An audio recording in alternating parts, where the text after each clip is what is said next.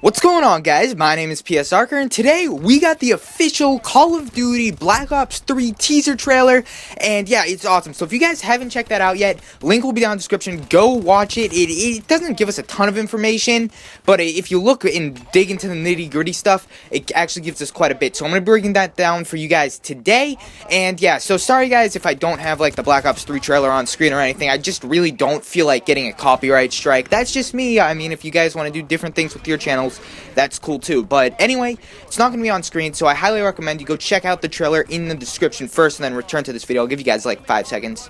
1, 2, 3, 4, 5. Alright, so I'm assuming you guys have watched it. So we actually got a couple of quotes from this trailer that are actually kind of important. It's a bunch of quotes from like the old Black Ops games, like Black Ops 1 and Black Ops 2. Like a couple of ones that really stuck out to me was like, "They'll always need men like us." That was like by Sergeant Frank Woods in the Black Ops 2 reveal trailer. There were a couple of quotes from the Black Ops 1 reveal trailer that were thrown in there. Of course, we had another thing saying like the numbers Mason and stuff like that, which I thought was pretty cool.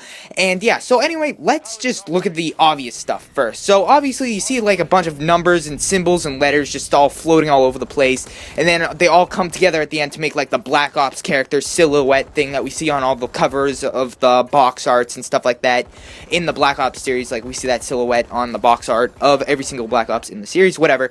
But yeah, so we see him, and obviously that's pretty cool. And then another important piece of information that we got was right at the end. It's kind of obvious. We got a Roman numeral 3, so obviously that's going to stand for Black Ops 3, especially since we were getting quotes from older Black Ops games. Like, it's kind of obvious at this point. It is going to be Black Ops 3, guys. And then at the end, a more important thing that we got is that the world reveal will be on April 26th, 2015. Now, that is a Sunday. I believe it is 3 weeks from this upcoming Sunday. Is it? I think it's 2 weeks from this upcoming Sunday, so that's obviously pretty awesome. So I'm going to make sure I'm on top of that information, bringing it down for you guys, and everything like that. So that's pretty cool. Now, let's talk about what everything means and get into the nitty-gritty stuff. So first off, we see all these symbols and stuff flying around. Like, what I can take away from this is that it isn't going to be really like a Black Ops 2 type of game where it was more like story-driven. It wasn't like you're brainwashed or anything. It was more like, oh, I'm having flashbacks, I gotta go after Menendez and stuff like that.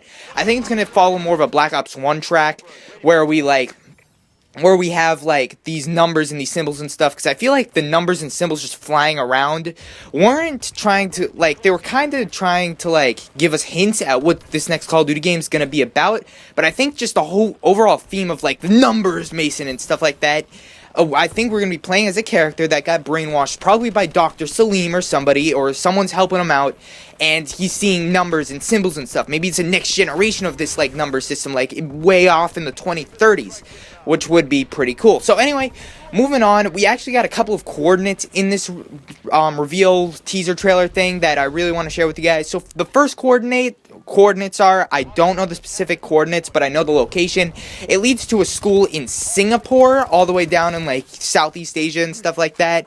And yeah, so it basically leads to a school. Obviously, I'm gonna take it that this is the location that the game's gonna be going to. I did some research on the area. Nothing much has really gone down in Singapore, no wars or anything like that.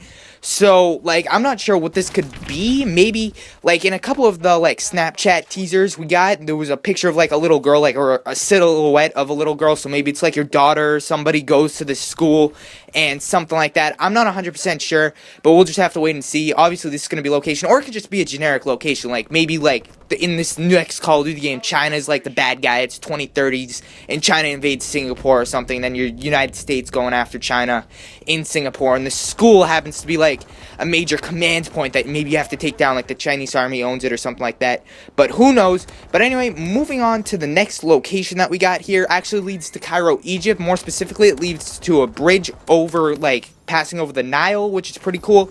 And actually, the thing about this bridge, I believe this bridge has significance to the October War in 1979 between Israel and Egypt.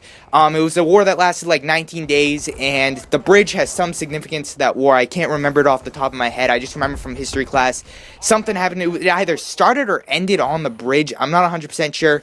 But yeah, so that's the bridge, I guess, of Egypt. So now I don't know if maybe we're going to be flashing back or we're actually going to be fighting in this Israeli-Egyptian conflict. It sounds promising because Black Ops, as we know, the premise of Black Ops is like you're supposed to be undercover trying to do all this stuff, get in other people's business, like when the United States like, oh no, we're not doing anything wrong, and then they've got agents and stuff. Because the mission that I'm thinking about mostly here is the mission Old Wounds from Black Ops 2. If you guys remember that, basically you're playing as Hudson, Mason, and Woods. You guys go into Afghanistan to aid the Mujahideen against the Soviet army, and the Americans really were like trying to keep it inconspicuous that they were helping out the Mujahideen defeat the Soviet Union, or else like the Soviet Unions would launch bombs or something like that. But yeah, so we had to make sure we kept it a secret. We're kind of getting their business. The CIA went in there, and obviously, like, that's the premise of it. So it's like kind of like the United States inserts itself into other nations' wars to try and sway it in our direction, which that's the whole premise of Black Ops. This could have some potential, because think about it this way. Like, so Egypt versus Israel, we're a longtime ally of Israel, so it would kind of make sense for maybe the CIA to put maybe Alex Mason or Woods or Hudson inside this war on the Israeli side to go up against the Egyptians. Like, just think about it that way.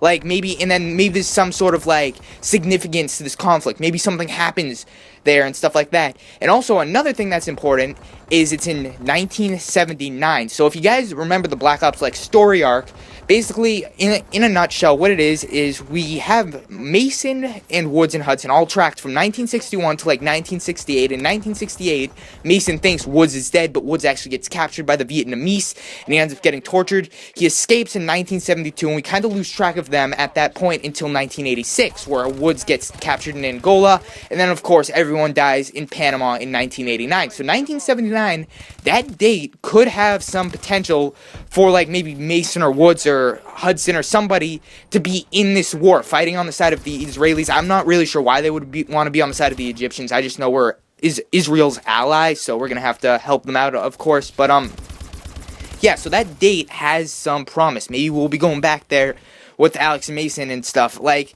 I would almost guarantee that we're going back to that date with Hudson, Woods, and Mason fighting a proxy war effectively. But anyway, moving on to the final location we got is actually a prison in Switzerland. So I'm not really sure what this is all about.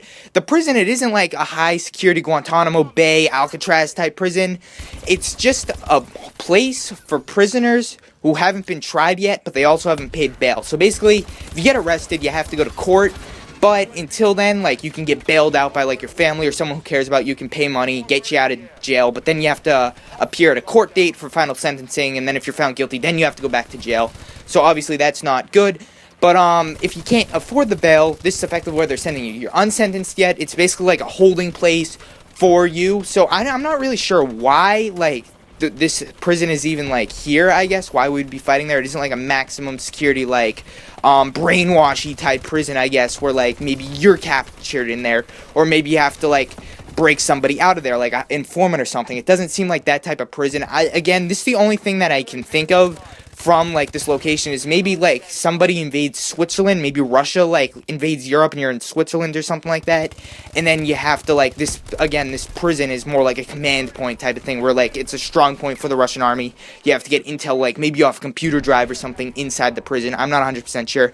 And as to the time period we're fighting in, I would guarantee you guys we're going to be fighting in the October War, like, at some point during this game, so back in 1979, and I'm not 100% sure about, like, the rest of the setting. Like, again, I really don't see them going that much further into the future, like maybe 2030s, but again, I don't really see how it would work, considering that we had split endings at the end of Black Ops 2. It's going to be kind of hard to do, so I'm not 100% sure what's going on here, as far as like sequels and like prequels and like obviously it's a sequel, but I'm not sure if it's gonna be a sequel taking place in a date prior to what we saw in Black Ops 2, like before Raul Menendez, before excuse me, before all these guys and stuff like that, before the war of 2025.